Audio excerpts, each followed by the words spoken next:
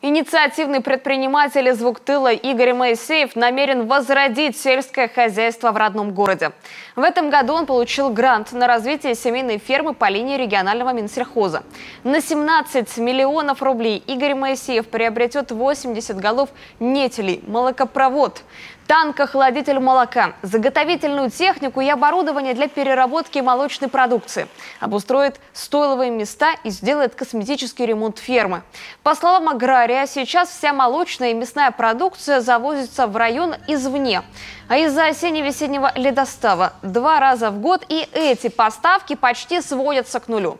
Единственное хозяйство в селе Дутово не в состоянии обеспечить все население района свежей и качественной продукцией. Поэтому создание фермы по производству молока и мяса крайне необходимо. В среднем ежемесячное производство составит более 26 тонн молока и молочной продукции и более тонны мяса.